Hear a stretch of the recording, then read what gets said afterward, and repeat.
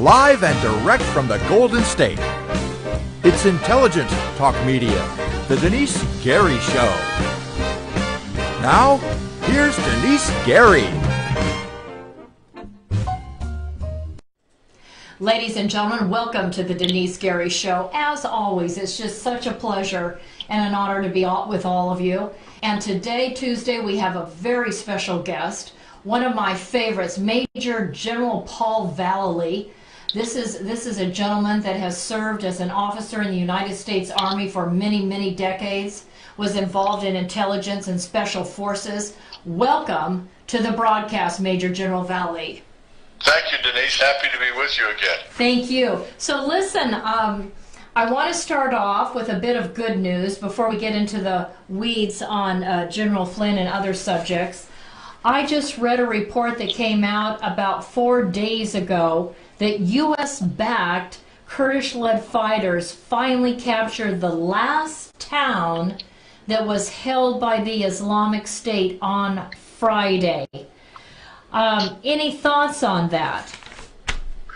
Well, that's mostly been around the city of Idlib in eastern Syria. Right. And of course, that was the last major stronghold of ISIS. Right. Many ISIS fighters had evacuated that area within the last year to go back to their home countries. They had enough. So how many more are they? 2,000. It says they believe there's 2,000. 2,000 left? Yeah, that were left that have been involved in suicide attacks and counter offensives in this. It's a community called Hajin, and in the Idlib area. And I thought over the past days, I guess apparently hundreds of civilians fled, and I guess now they'll be able to start heading back. I wondered through your sources if you had heard anything else that was happening on the ground there in Hajin, in this area that no longer is a stronghold of ISIS. Well, once they neutralize them, either capture them or send them to Allah early. Send them to Allah. You still got women and children there. So the next thing is to consolidate on the ground. Secure the people, secure the area, okay. Make sure they are all neutralized ISIS fighters out of that area. And that's going to probably take another 30 to 60 days. And then you have to bring in, during that period of time, sufficient food to sustain the population, not only, let's say that whole Idlib area.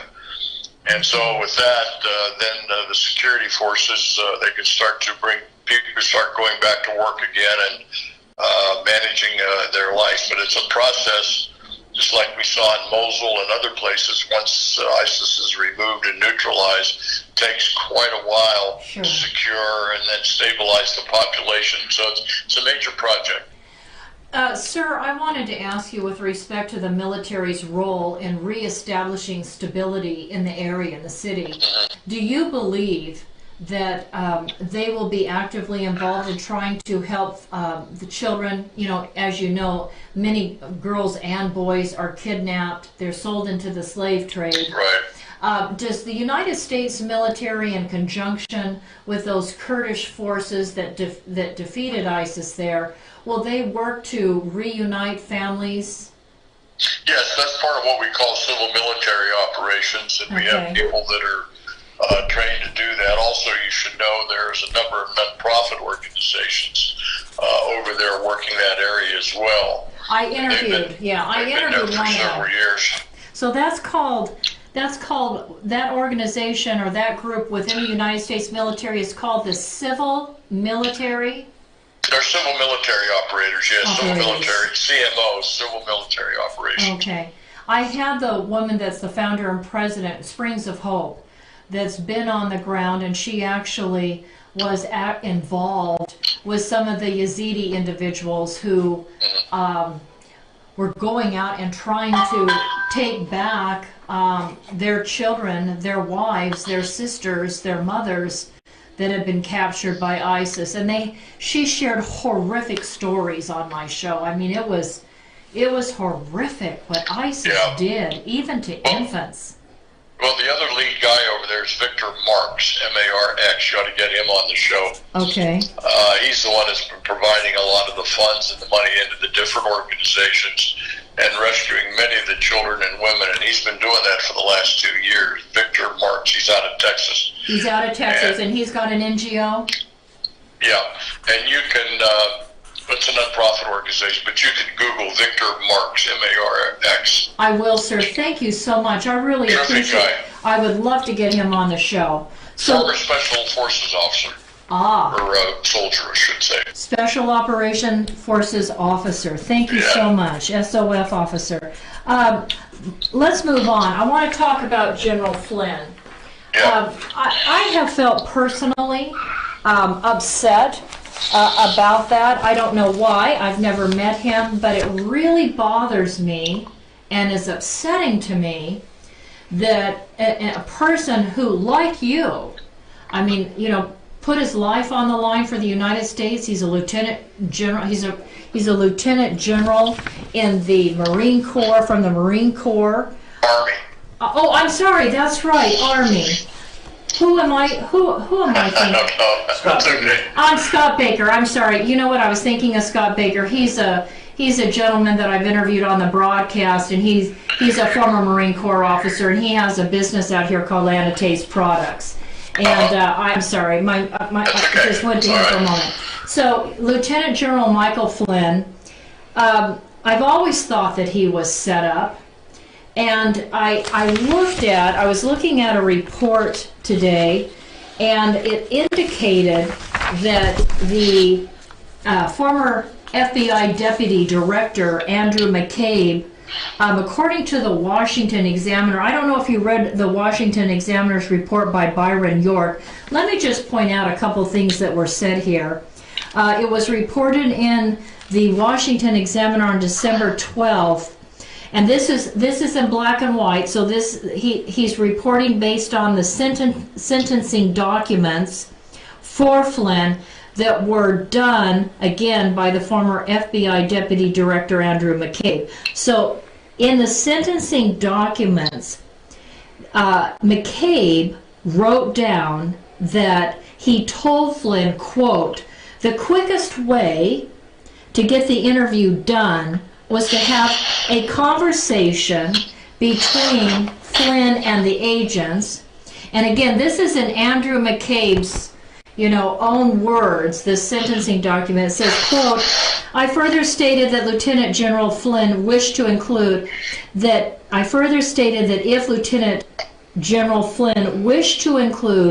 anyone else in the meeting, like the White House counsel, for instance, that I would need to involve the Department of Justice. And McCabe wrote in his account of what happened that Flynn said, that wouldn't be necessary, and agreed to meet with the agents because Flynn thought, this was going to be a friendly. He thought the FBI was a friend and not the enemy. That was very naive of Mike, and that's the first mistake he made. And in the White House, you don't permit the FBI to come in and interrogate anybody there unless there's a criminal investigation, okay? And so that was a major naivete on Mike, and I know Mike very well. I know to this day he's sorry he ever did it. But those FBI agents should have never been invited to the White House. That meeting should have never occurred, number one, but it did. So then with that, you had to deal with a crooked, corrupt guy like McCabe, who's gone now. But I know Mike very well. They basically entrapped him.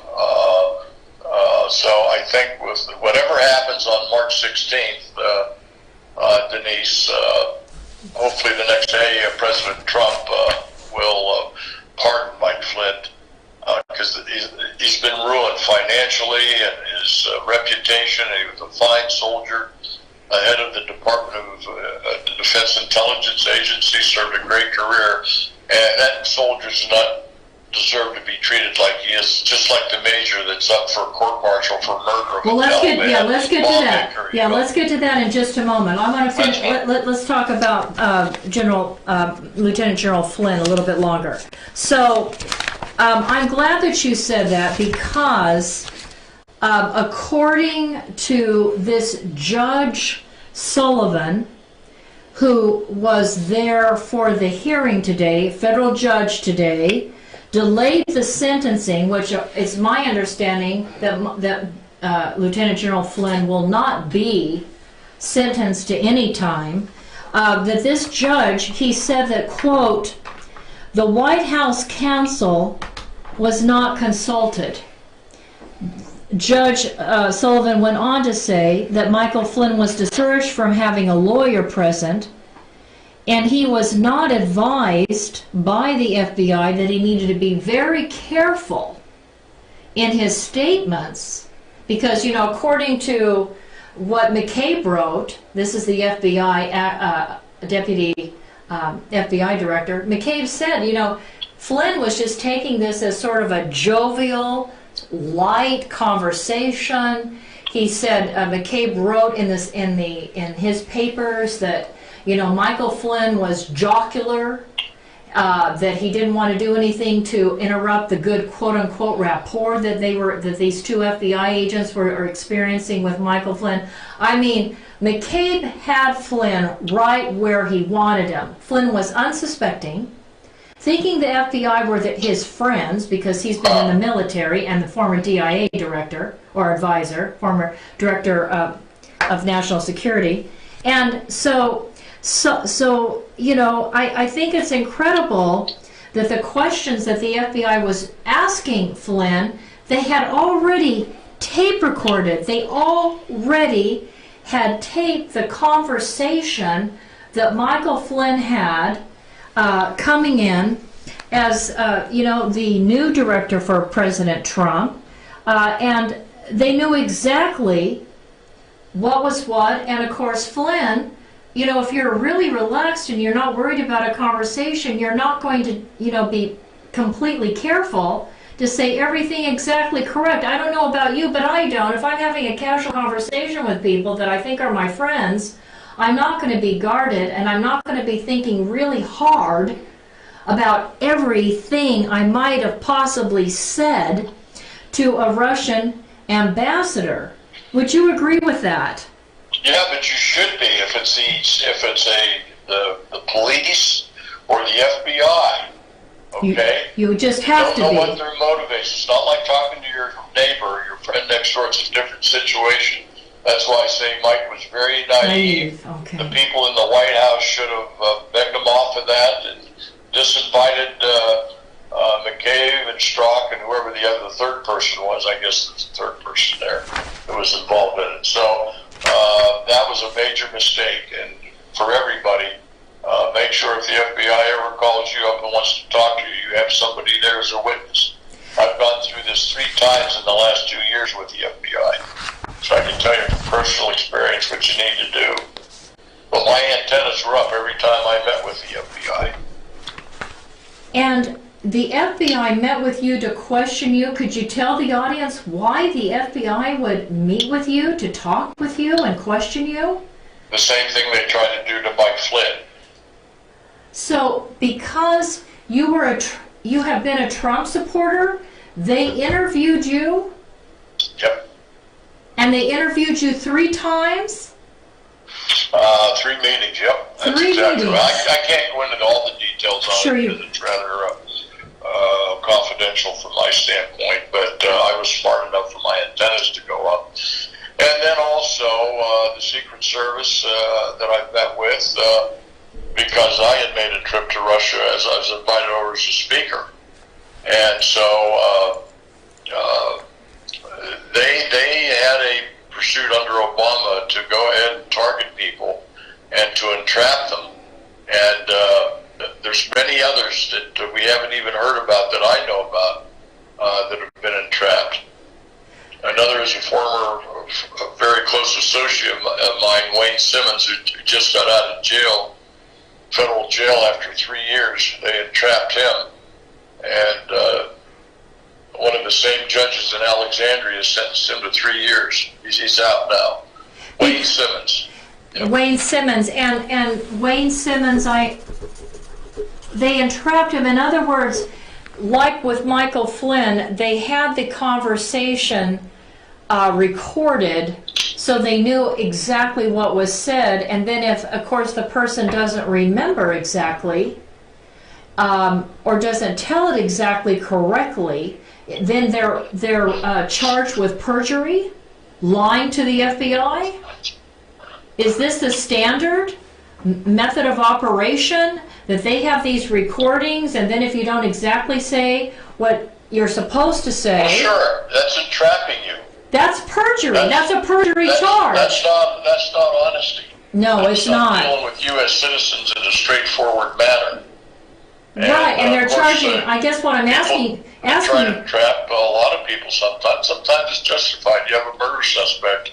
I know. So you play good guy, bad guy. So all of those things are done in police operations and investigations. But I can tell you, it's not going to. It's important that they clean up the FBI and the Department of Justice as soon as possible. That's why President Trump has got to go on the offensive now.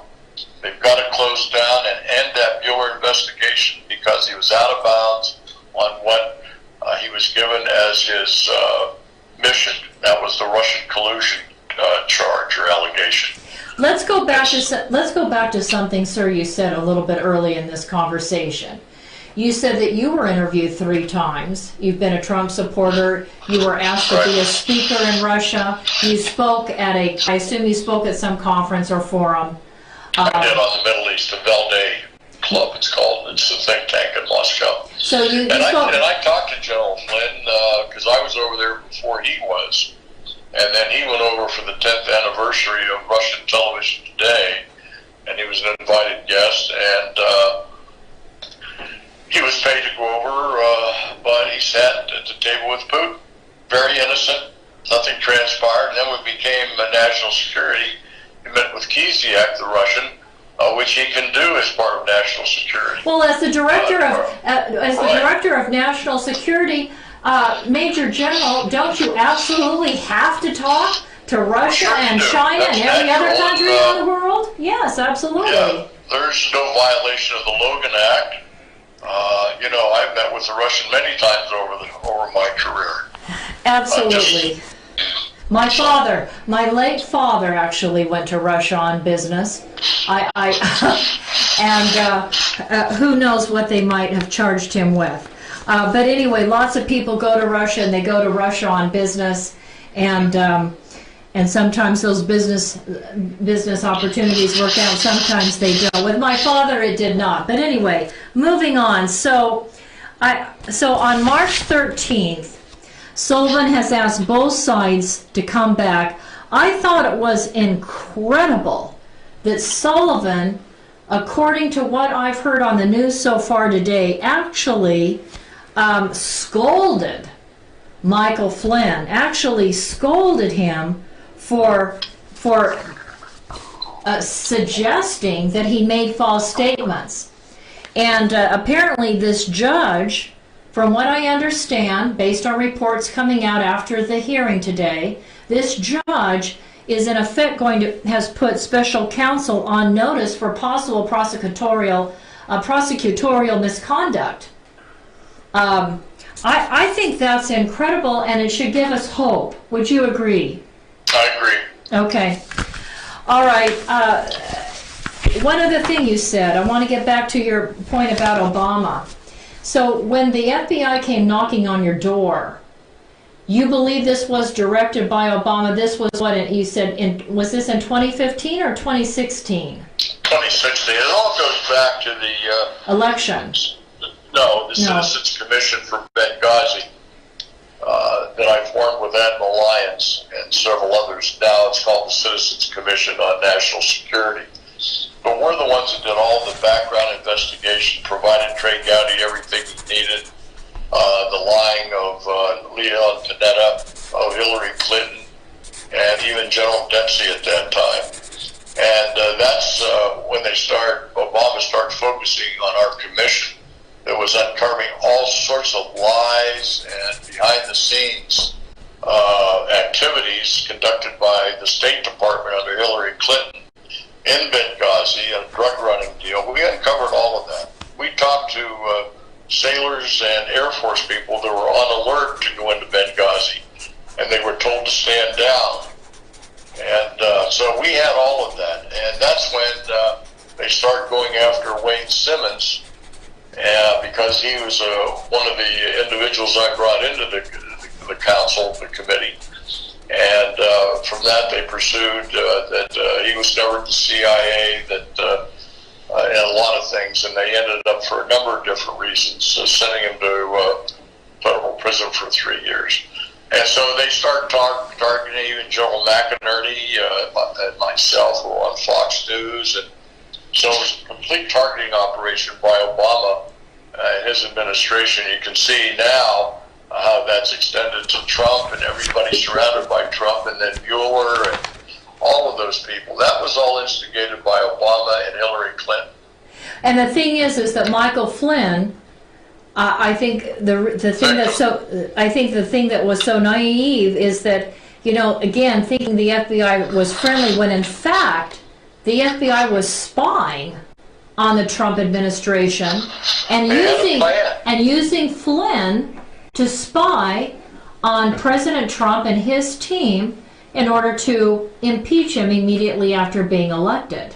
Well, to get him out, it was, that old story about the election and all that, but they had a plan, and this was initiated by Clinton, basically, with Obama. Now, your Benghazi team that went in and talked to sailors and Air Force military personnel and uncovered that, I read reports about that they were told to stand down and to not go in and rescue those Americans, those 4 Americans that have now been, that were murdered by terrorists there in Benghazi. Did you watch the hearings in which Hillary Rodham Clinton, when she was being questioned, do you recall when she made the statement, "What difference does it make?" Absolutely. When you saw the expression on her face, she was so angry and she was so defensive, and she's practically yelling at the oversight committee, telling them, "What difference does it make now?" What was the thought or thoughts that ran through your mind at that time? Well, the same thought that ran through anybody that's been in the military and been in combat situation. Never leave a soldier behind. And she had no clue, because she'd leave anybody behind to save her own skin. But then they questioned Leon Panetta, and they questioned General Dempsey, and they said we didn't have any assets to do the rescue operation. But they did. Which then I went live with Geraldo Rivera on Fox the next day and said they're lying. We do have assets. We had air assets. We had special forces. We had fleet assets. We had drones. We had F-16s within an hour. And they lied to the American people along with Hillary Clinton. Weren't those air assets right there in southern Italy? They were southern Italy, weren't they? Right there ready to go? Just an hour and 20 minutes. Right. Flight time. Right. Okay. Okay, we've got to take a quick break. Major General Paul Vallely, can you stay with us past over the break? Sure. Okay, thank you so much, sir. We'll be right back, ladies and gentlemen, with this explosive interview with Major General Paul Vallely.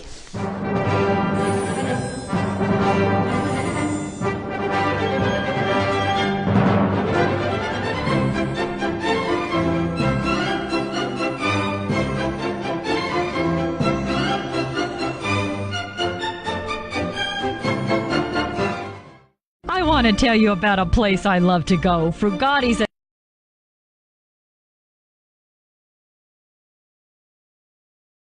Italian restaurant. Very few locations here provide seating outside in front of a fabulous water fountain with an atmosphere that is reminiscent to me of eating outdoors in Venice. This is real Italian food by real Italians. And what makes it even more so is owner Ralph Frugoletti, who nearly a quarter century ago brought a wood fire oven from Milan, Italy to make, like his mother, fresh homemade bread and pizzas. Moreover, Frugatti's restaurant offers you not only the very best in Southern Italian cooking, even importing the finest ingredients for authentic Italian food, including a fitness menu. After all, Ralph has represented the United States in Italy, competing in the Master Championship Games. He knows all the right food for good fitness, so check out the menu. After today's broadcast, run over to Frugotti's Italian Restaurant and Catering at 600 Coffee Road here in Bakersfield. And after a Friday, Saturday, or Sunday service, stop into Frugotti's for a great lunch. I'll see you there, and tell Mr. Ralph Frugoletti that Denice sent you.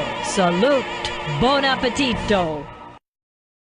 Ladies and gentlemen, when it comes to legal matters, contact Barb Reynolds. She is a contract paralegal to lawyers, and she will take good care of you. Moreover, she is a Kern County legal document assistant to pro per litigants. She has 47 years of paralegal experience, and for over 30 years has been an educator in the field of law and paralegal work. If you need help handling your adoption, bankruptcy, civil suit, divorce, debt consolidation, evictions, immigration, or attorney referrals, contact Barb Reynolds if you want to win your case. Call Tehachapi Court Services today at 661-822-1994. Barb is simply the best.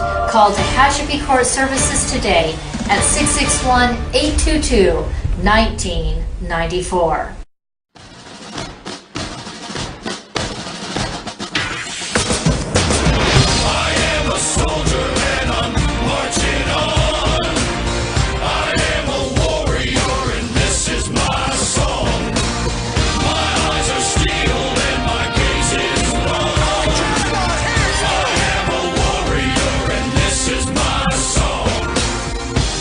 Ladies and gentlemen, welcome back to the Denice Gary Show. As always, it is such an honor and a delight to talk to Major General Paul Vallely. Again, he's been in the United States military as a general in the Army and involved in intelligence for many, many years in Special Forces.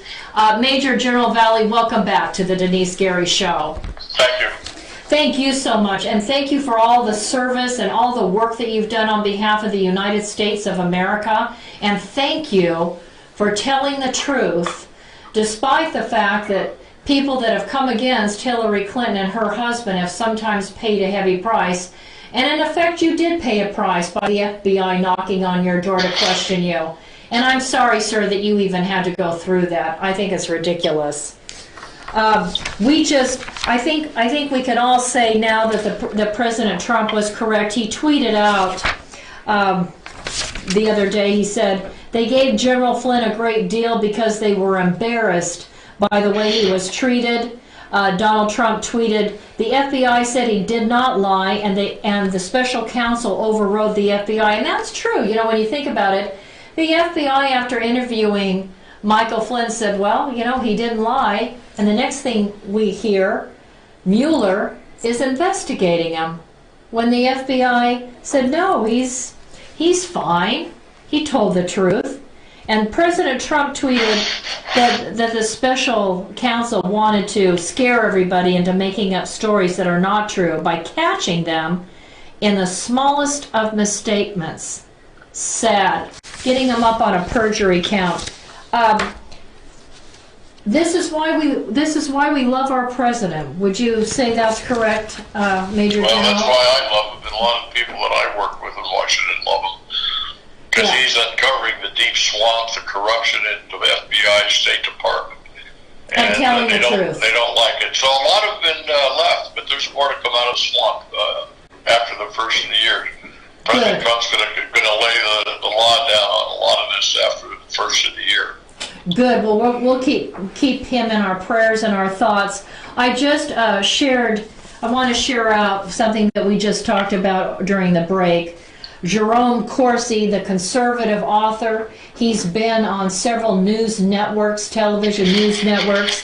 This is a conservative author that was accused of lying under oath to Special Counsel Robert Mueller.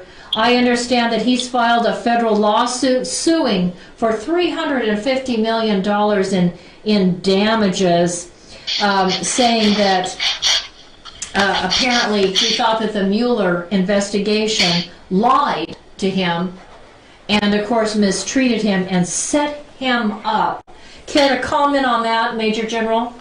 Yeah, well, I know Jerry Verse very well, and he's written a lot of articles, interviews he's had with me. I've known him for years. But they have yet tried, in my opinion, to entrap him as well. Jerry's too smart to fall into it. He knew what was going to happen. And he with Larry Klayman of Freedom Watch now, who's also a lawyer, have come up to sue Mueller.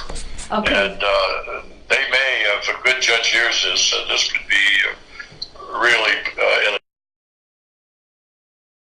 go to jail, and he should. Hallelujah. Hallelujah. Devin Nunes just put out a statement that says the investigation needs to end because it's destroying America. And sure it is. Taking up, look at all the air it's sucking out of America every day. I mean, nobody should have this kind of authority. But I would advise President Trump almost immediately after he started to get out of his lane of the Russian collusion and starting the witch hunt, he should have been put to rest at that time and terminated that because he was violating the mission that was given to him initially. So these thousands and thousands of dollars have been spent, and everybody reads about it. I'm not telling anybody that they don't know. Right, but, millions of dollars have been spent. It's time for it to go away. Yeah. Let's move on. On Special Forces Army Green Beret Mathew Goldsteyn. President Trump, it's been suggested, may pardon him. The Army dropped this Special Forces Army Green Beret Goldsteyn from Special Forces in 2015, and they stripped him of the Silver Star because apparently an individual, a Taliban that was a bomb maker that was responsible for the death of several Americans, apparently that bomb maker was killed, and Goldsteyn said that he killed him. Last time I checked, we were supposed to kill the enemy. Is that not correct? Well, that's correct, and we've had a lot of pressure now going on through my networks to get him free. And if the Army is so stupid to try him in a court-martial for murder with potential life sentence, then he needs to be pardoned immediately by President Trump. And this has happened not only with this major, this has happened before. We have, I don't know what the number is now at Fort Leavenworth, who have been charged with murder. There were a couple Marines way back, so this is not the first time the Department of Defense has persecuted our own for killing the enemy. They tried to do the same thing with Alan West, as you remember. Yes, I remember. He had to retire. All he did was shoot off a 45 off the left side of the head of a captured terrorist. Terrorist, and precluded a force from going across the bridge or an area and getting ambushed. And then this colonel wanted to try Alan West for, I can't remember the charge at that time, but basically that forced Alan West to retire. I went on Bill O'Reilly after I found that out and told everybody in a live national audience this was an injustice. And anyhow, they dropped the charges in 72 hours against Alan West, but basically forced him into retirement, say he would never have a career again. But hopefully my plea on television, national television, on Bill O'Reilly helped that. Well, I understand that with Mathew Goldsteyn, that his attorney said that the investigation was dropped in 2014 and then it was reopened in 2016 after the Special Forces operator Goldsteyn said during a Fox News interview that he had killed a bomb maker. That sounds like double jeopardy. Well, it was never tried. You have to be tried. Okay. Right? Okay. But anyhow, no, it's a mess. And I don't know why the these lawyers in the Defense Department get carried away. They have too much influence, and have had, especially under Obama. These legal lawyers, they're not warriors, they're not in combat, but they jeopardize the people that are putting their lives on the line every day. I understand from what I have read, it says here, Goldsteyn coordinated numerous airstrikes and repeatedly braved enemy fire after launching a mission to kill a Taliban sniper who nearly hit a nearby Marine. He later was awarded the Silver Star for Valor, and of course, again, that was stripped of him. The Army was considering upgrading the award to this Distinguished Service Cross, one step down from the Medal of Honor, when the allegations emerged. What can my audience do? What do they do? Do they telephone the DOJ? Do they telephone who? Who do they tweet? Who do they email? Who do they telephone to say, let's end the opening of a case against Special Forces Army Green Beret Mathew Goldsteyn? Well, it's already opened. It's on the internet. You can Google it. They're asking. But what can we do to help close it down? Well, what can you do? You write letters, so nothing's going to happen. You make phone calls, nothing's going to happen. Never does. And so it takes working through an organization like we had, the Citizens Commission, that can have some impact as an organization. And of course, that's the organization, the profit they set up for the major to donate to. I can't think of the name of it now, but you can Google it. Okay. But they can contribute directly to that to help them. That'll be a bigger impact than anything.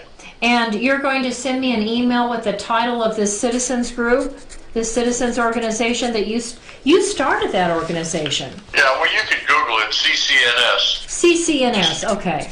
Yeah, Citizens Commission on National Security. Citizens. You can Google it, and then you go right to our website, ccns.com.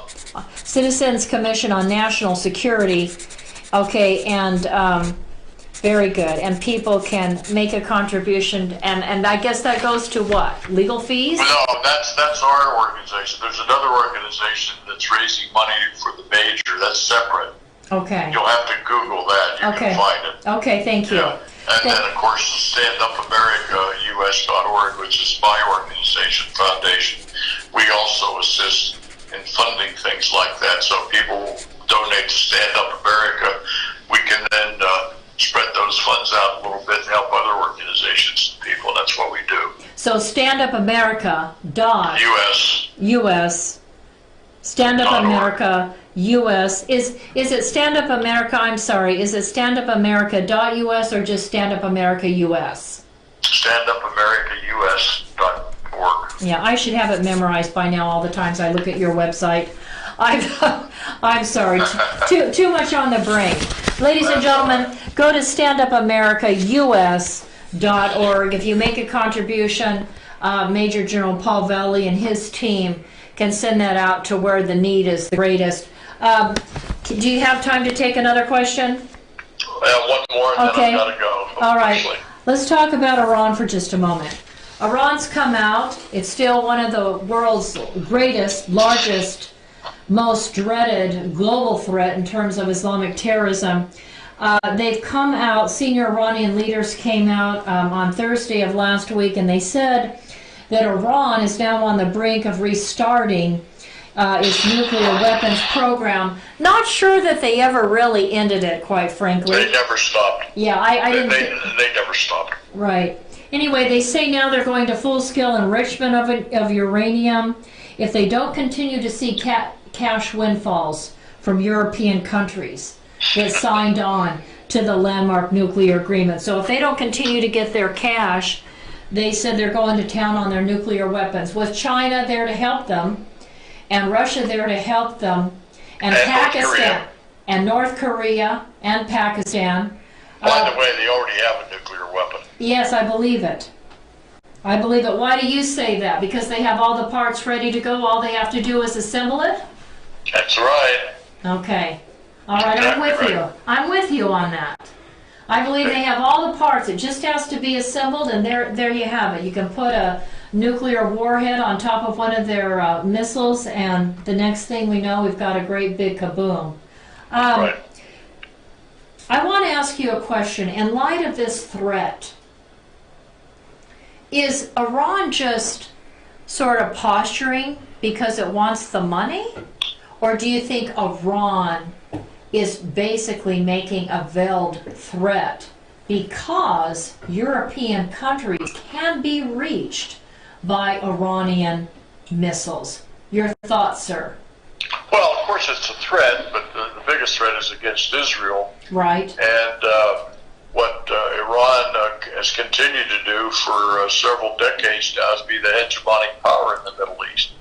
And they think they position themselves vis-a-vis Saudi Arabia, for example. Right. And so the country is in decline economically. The 6 different subcultures are rebelling against the central authority government in Tehran. You've got the Awazis. You've got a lot of revolutionary protests going on in Baluchistan. You also have the Kurds in the north, the Turkomans, and then the Azerbaijanis. So all of those groups are protesting in their own different ways against the central government in Tehran. That's right, sir. Thank you so much. I really appreciate your time. God bless you again for your service to the United States. I want to thank you so very much, and I want to wish you and your wife and your family just a wonderful and blessed and joyful Christmas, sir. Thank you. Thank you. Thank you very much. You have a great show. I appreciate it. Thank you very much, sir. I appreciate that. God bless you. Okay. Okay, Bye. thank you. Ladies and gentlemen, we've got to take a break. We will be right back with you. I want you to hear, when you come back from break, the report that's just come out from this Judge Sullivan. It's incredible, ladies and gentlemen. We will be right back with you. Also, before we go to break, I want you to know there has been a new threat of a new wave of bomb threats across the country, and here in California, I'll have more information on that. We'll be right back, ladies and gentlemen. You're listening to the Denice Gary Show. Thank you so much.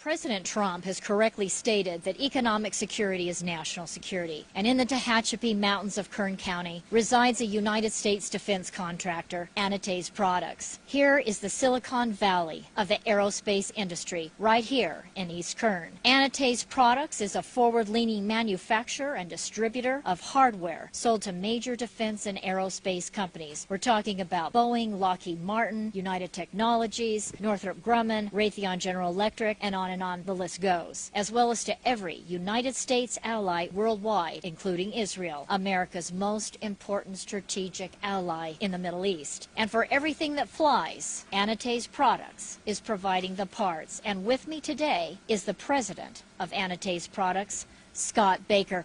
Hi, Scott. How you doing? Scott, tell us why you believe this corner of Kern County is the hub of the aerospace industry. Well, this portion of Southern California here out in the Antelope Valley, it contains, some of the most cutting-edge technology going on in aviation today. We have some of the UCAS programs with unmanned technologies going on. We have Edwards Air Force Base out here who's doing continual testing in their area. We have the Naval Weapons Station up there at China Lake doing some fantastic cutting-edge stuff, cruise missile technology, and those things are going on. We have Scale Composites locally doing a lot of composite technology, which is new. We have SpaceX, which is a private one a private entity putting things into space now. This area is the growth center for aviation's future, and this is the area I think that as a nation we need to be concentrating some of our effort and taking this technology. And as we all know, with the space program from Apollo years ago, out of these technologies, we, the private sector, are going to reap some of the benefits of that. Thank you, Scott. Ladies and gentlemen, Scott Baker, president of Anates Products.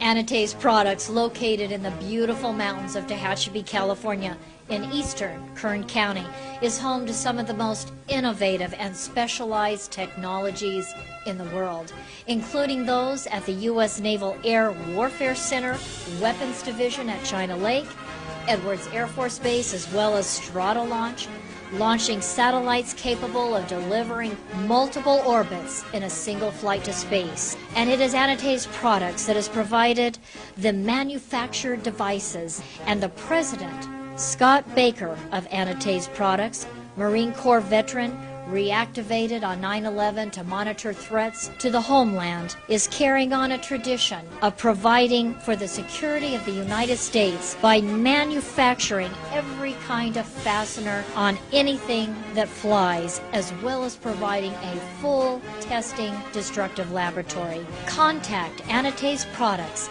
now in business for 30 years, at 661-822-6873, located at 1314 Goodrich Drive in Tehachapi, for your manufacturing and testing needs today.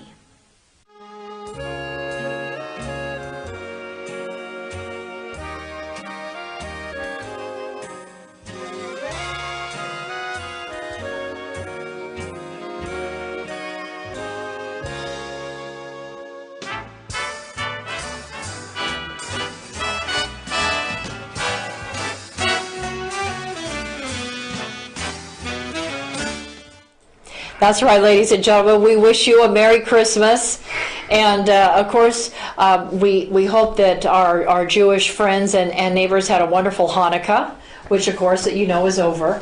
Anyway, I want to get back to Iran for just a moment. We just have a little time left in the broadcast. And I hope you enjoyed that interview with Major General Paul Vallely. I love talking to him. He knows everybody, and there's just so many interesting things to discuss and talk about. Everyway, with respect to Iran, I wanted to ask you to take something to heart and to prayer. The mullahs in Iran, as you know, have imposed Sharia law. I mean, Islam, of course, has their holy book, the Quran, and in the Quran, if you read it, as I have, there are, in a sense, laws about, beating women. It's appropriate. You can beat them to a point. You're not supposed to beat them while they're on their period. There's rules and laws and regulations with regards to beating women or what a person has to do before they can be crucified or stoned to death. There's specific rules and guidelines. And one of the rules is the prevalence of child marriage. And this report just came out. Now it's from a think tank. It's from Goldsteyn Institute. GoldsteynInstitute.org. GoldsteynInstitute.org. It's written by a gentleman who, from what I understand, is a Harvard-educated scholar, businessman, it says political scientist, board member of Harvard International Review. He's the president of the International American Council on the Middle East, and his name is Dr. Rafizadeh. I'm better with Arabic than I am with Farsi. In Iran, they speak Farsi. I've studied Arabic. I haven't studied Farsi, I guess is what I'm trying to say. So having studied Arabic, it's a little easier for me. So just so you understand, this was written by a Harvard-educated scholar. And he makes the point that, of course, in Iran, Sharia law is imposed. And he's talking about what seems to be a growing trend in the prevalence of child marriage. Now, what that means is that in Iran, if your little girl is only 9 years old, and let's say you're having some economic problems, you're having some money problems, it's tough to make your budget every month, that, they can marry off their little girls starting at age 9 legally. Sometimes they do it younger. Okay, but legally they can start at 9, not to say they don't start earlier. And boys, little boys can marry at age 13. What a recipe for disaster. And of course, girls are beaten frequently for any kind of show of independence or disobedience. And so since the Iranian revolution took place in 1979 under the Ayatollah Khomeini, this Sharia-based law has not changed, and it remains far too high. It says here that in a set of 25 countries for which detailed analysis was conducted, at least 1 in 3 women marry before the age of 18. 1 in 5 women have their first child before the age of 18. 180,000 child marriages take place each year inside Iran. 180,000 child marriages take place inside Iran every year. This leads to oftentimes suicide among girls. A lot of times an older man that has money, they want that virgin, they want that 9, 10, 11, 12-year-old, 13-year-old. You can imagine how painful it would be for a younger girl to, engage in consummating the marriage. I mean, there's so many problems that occur as a result of this, as a result of Sharia law within the Quran. And he says he's from Iran, this Harvard scholar points out, which is run by Sharia law. And anyway, he just talks about how things are worsening inside the country, and one of the reasons is a result of this this issue of child brides. So I know about the suicide rate. I know it's quite high, and I know little girls suffer tremendously. They don't even understand what's going on half the time. Then they get pregnant, and they're not in any position to take care of a young baby. Please pray. Please pray for these child brides. I hope and pray that somehow common sense and reasoning will enter the picture in these Muslim-dominant countries, even in Jordan. People think of Jordan, they think, oh, it's a modern Arab Muslim country. There are lots of child brides in Jordan as well. It's all over the Middle East, and it needs to end, and people need to move into the 21st century and let children be children and grow up and make a decision on who they feel at peace about marrying.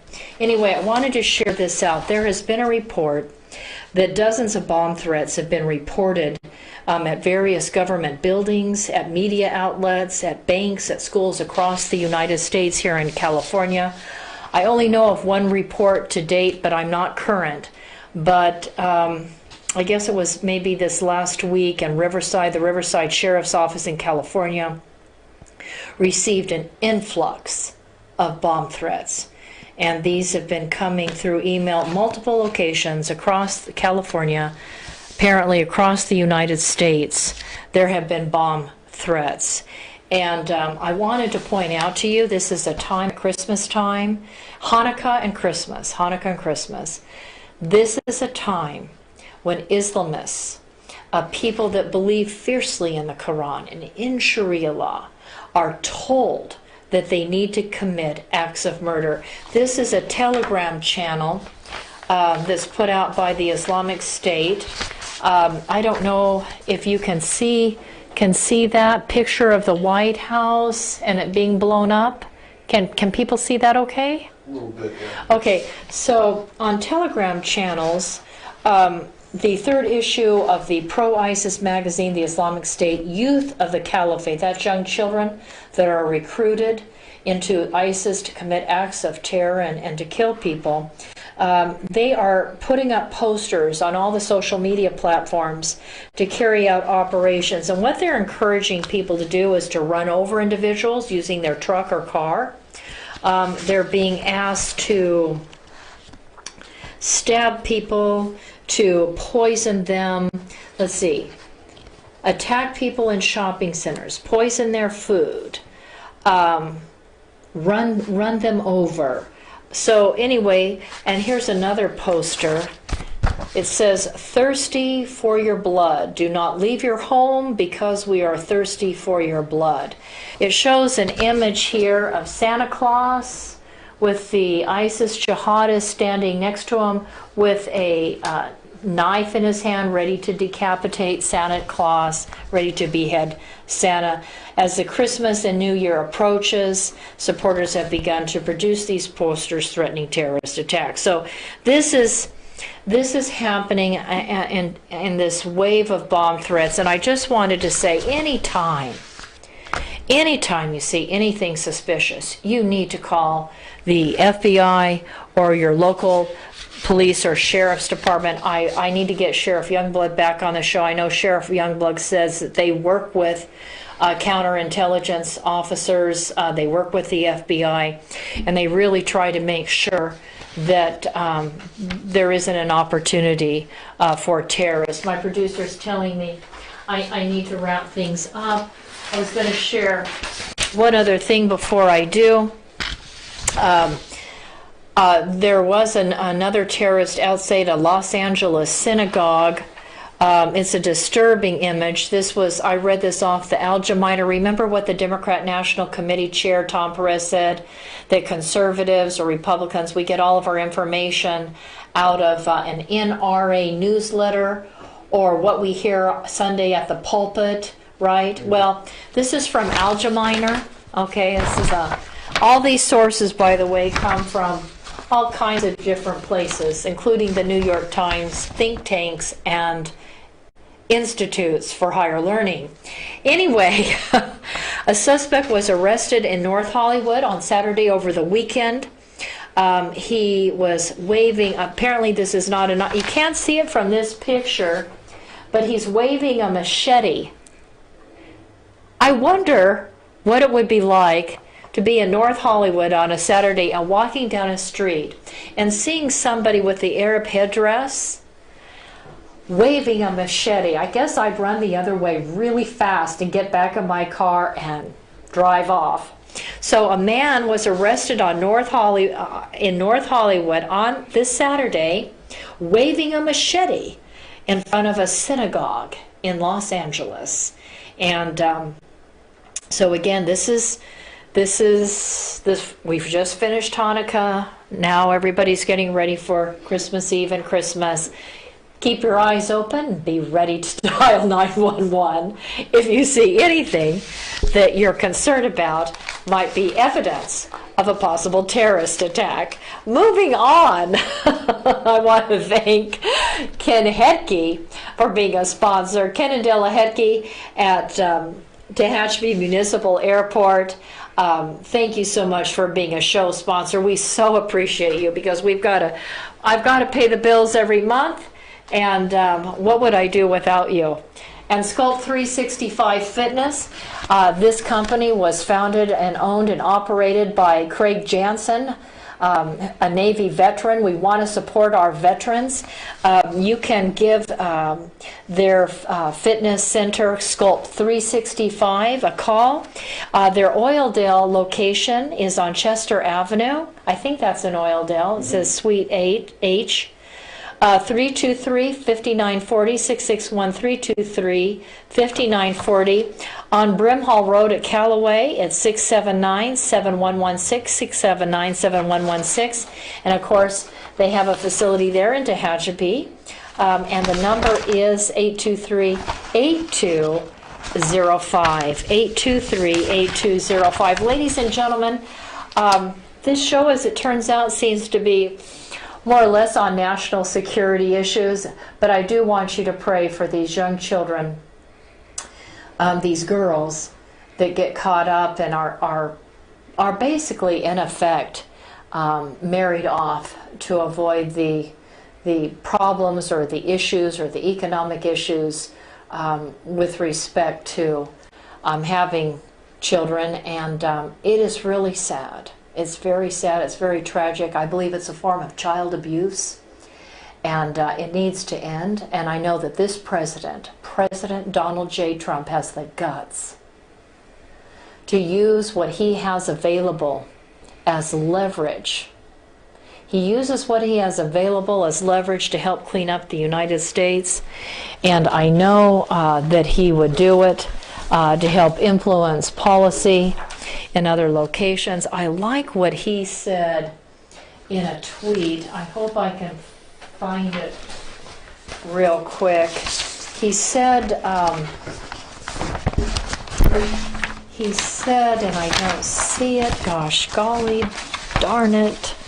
He said, you know, if Obama and the Democrats would give to Iran $150 billion, I don't care if any of it was part of their reserves or not.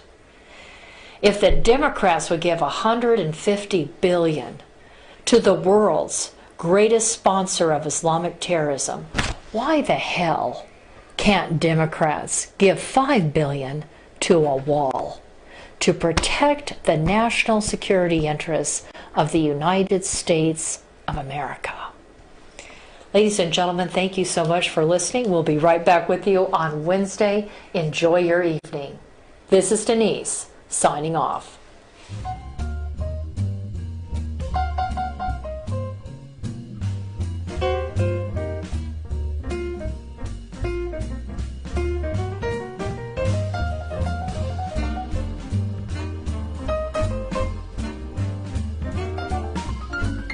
Thank you for listening to The Denice Gary Show.